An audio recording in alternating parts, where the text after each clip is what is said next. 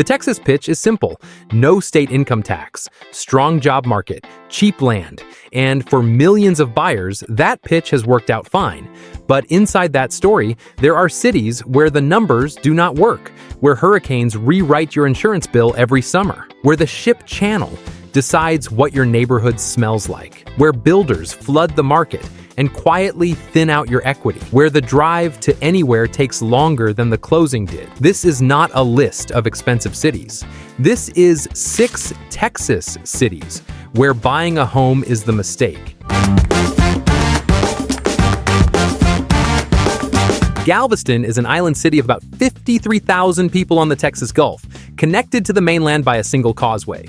It has Victorian architecture, a seawall, beaches, and a tourist economy that draws millions of visitors every year. It also has hurricanes, and that one fact should make anyone think twice before buying a home here. Galveston has been hit by major storms more times than any homebuyer should be comfortable with. The Great Storm of 1900 killed between 6,000 and 12,000 people, and remains the deadliest natural disaster in American history. Hurricane Ike in 2008 caused billions in damage and left parts of the island uninhabitable for months.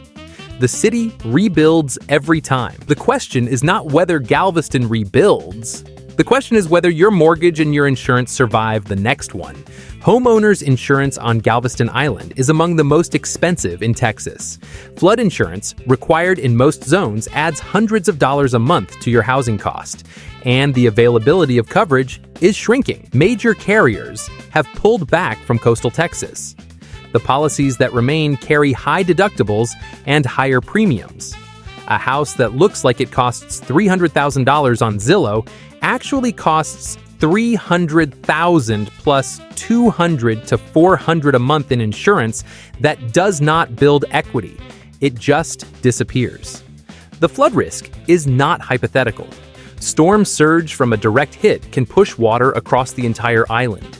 Even tropical storms and heavy rain cause street flooding that damages vehicles and ground floor interiors. The seawall protects part of the city, not all of it. The parts it does not protect are often the parts where the more affordable homes sit. The resale story compounds the risk. Homes on Galveston carry a reputation that follows them through every listing cycle. After every major storm, insurance premiums climb, buyer pools shrink, and the same properties that seemed like bargains a year earlier sit on the market for months. You do not just own a house here. You own a policy renewal, a causeway evacuation plan, and a gamble that the next storm stays offshore. Galveston is a beautiful place to visit. The Strand is charming. The seafood is excellent. The sunsets over the Gulf are worth the drive. But buying a home on an island that sits 8 feet above sea level in the path of Gulf hurricanes is not an investment. It is a gamble. In Galveston, sometimes the house literally does not survive. Baytown is a city of about 84,000 people on the eastern edge of the Houston metro, sitting along the Houston Ship Channel and Galveston Bay. It is the heart of the Texas petrochemical industry. ExxonMobil operates one of the largest refineries in the country here. Chevron Phillips, Covestro, and other chemical companies have massive facilities in and around the city. The plants run around the clock. So does the pollution. Air quality in Baytown has been a documented concern for decades. The Ship Channel Corridor is one of the most heavily industrialized stretches of coastline in the United States. Emissions from the refineries and chemical plants include compounds associated with respiratory illness and long-term health consequences. The Texas Commission on Environmental Quality monitors the air. Monitoring and solving are two very different things. The residents of Baytown live with the refineries as neighbors. Some homes sit within a mile of active industrial facilities. The smell on certain days is unmistakable. And the flaring, the controlled burning of excess gas that sends columns of flame into the night sky, is a regular occurrence that visitors find alarming and locals have learned to ignore. Flooding is the other risk. Baytown sits in a low-lying area along the bay, and Hurricane Harvey in 2017 submerged entire neighborhoods that had never taken on water before. The recovery took years. The infrastructure that failed during Harvey has been patched, but not fundamentally upgraded. Home prices in Baytown are among the lowest in the Houston metro, which is exactly the point. They are low because the market has priced in the refineries, the air quality, the flooding, and the industrial risk. Buying a home in Baytown is not getting a deal. It is buying the discount that the market assigned to a city where the air is compromised and the streets flood when it rains hard. That discount exists for a reason. And the reason is the reason you should not buy. Subscribe. This channel tells you what the listing photos never will. The next entries are where the real traps are hiding, not in the flood zones or the refinery fence lines, but in the cities that look normal from the outside and quietly underperform for decades. Harlingen is a city of about 70,000 people in the Rio Grande Valley at the very southern tip of Texas, about 30 minutes from the Mexican border. It is one of the most affordable cities in Texas, with median home prices well under $200,000.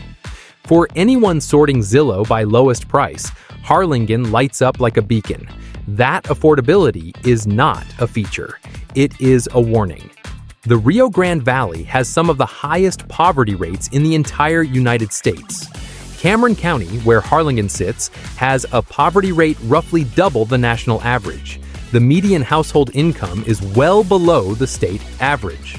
The job market, while anchored by healthcare, education, and the military presence at the former Harlingen Air Force Base, does not generate the kind of wages that support long-term home price appreciation. Harlingen is affordable because the economy is affordable. The wages are low, the growth is slow, and the pool of buyers who can afford to purchase a home, even at these prices, is limited. That limited buyer pool is the trap. Buying a home in Harlingen is relatively easy. Selling one is not. Days on market stretch. Price appreciation has been minimal compared to the rest of Texas. If you bought a home here expecting it to grow with the state has already moved on without you. The heat adds insult. Summer temperatures in the valley regularly exceed 100 degrees with humidity that makes it feel like 110. The infrastructure, roads, drainage, public services reflects a tax base that cannot fund the upgrades a growing population needs. Harlingen is not a bad city. The people are warm, the food is exceptional, the cost of living is genuinely low, but buying a home here as an investment is betting on a market that has shown very little upward momentum in decades. And in real estate, a city that does not appreciate is a city where your money sits still while the rest of the market moves on. Kyle is a city of about 60,000 people in Hays County, sitting along Interstate 35 about 20 miles south of Austin. During the pandemic, Kyle was one of the fastest growing cities in the entire country. People fleeing Austin prices discovered that Kyle offered new construction in the $300,000 range with a 30-minute drive to downtown Austin. Builders responded by constructing thousands of homes in master plan communities across the city. That is exactly where the trap begins. Kyle is overbuilt. The supply of new homes has outpaced demand. Inventory is rising across the city. Days on market are stretching. The prices that buyers paid at the peak in 2021 and 2022 have not held, and the correction is not finished. Buyers who purchased at $400,000 are watching comparable homes list at $360,000. The equity they thought they were building has quietly evaporated. The commute to Austin compounds the problem. Interstate 35 through Central Texas is one of the most congested highways in the state, and Kyle sits in the worst of it. The 30-minute drive that sold the city regularly takes 45 to 60 minutes during rush hour. The infrastructure inside Kyle has not kept pace with the growth. Schools are overcrowded. Roads designed for a small town now carry commuter traffic. Kyle was sold as the affordable Austin alternative. The math worked for a brief window. The builders made their money. The buyers are left holding the bag. El Paso is a city of about 680,000 people at the westernmost tip of Texas, sitting on the Rio Grande directly across the border from Ciudad Juarez, Mexico. It is geographically unique among Texas cities. El Paso is closer to Albuquerque, Tucson, and Phoenix than to any other major Texas city. San Antonio is 9 hours east. Dallas is 10. Houston is 11. El Paso is Texas in name. In practice, it is its own island.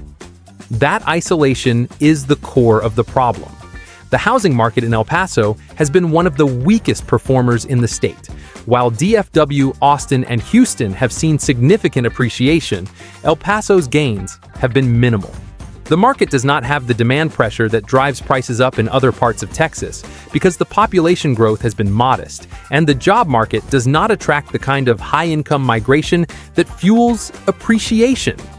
The economy is heavily dependent on the military, federal agencies, and cross-border trade. Fort Bliss is one of the largest installations in the country. CBP, ICE, and DEA have substantial operations here. These are stable employers. They are also government jobs whose funding is decided thousands of miles away. El Paso is a good city to live in, but buying here is locking your money into a market disconnected from the growth engine driving the rest of the state. Conroe is a city of about 100,000 people in Montgomery County, sitting 40 miles north of Houston along Interstate 45. It has been one of the fastest growing cities in Texas for the past decade, and that growth is precisely the reason you should not buy a home here right now. Conroe and the surrounding area have been the target of one of the most aggressive residential construction campaigns in the state. Master-planned communities have gone up in every direction. The result is an oversupply of homes that has tilted the market against buyers who already own.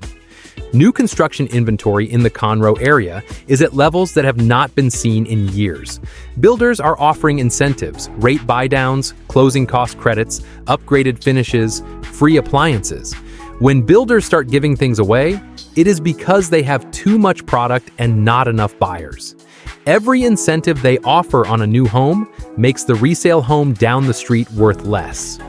If you bought a home in Conroe in 2021 or 2022 at the peak, you are now competing against brand new homes selling at or below your purchase price with incentives you cannot match. Your 3-year-old home with a used kitchen is sitting next to a brand new home with a builder warranty and a rate buy-down that makes the monthly payment lower than yours. You cannot win that competition. Those are 6 Texas cities where you should never buy a home. Not because Texas is a bad investment. Texas is one of the best real estate markets in the country. But within that market, there are cities where the numbers do not work. Hurricane zones, refinery corridors, cheap metros where cheap is a diagnosis, overbuilt suburbs, isolated markets. Drop a comment and tell me if your city made the list.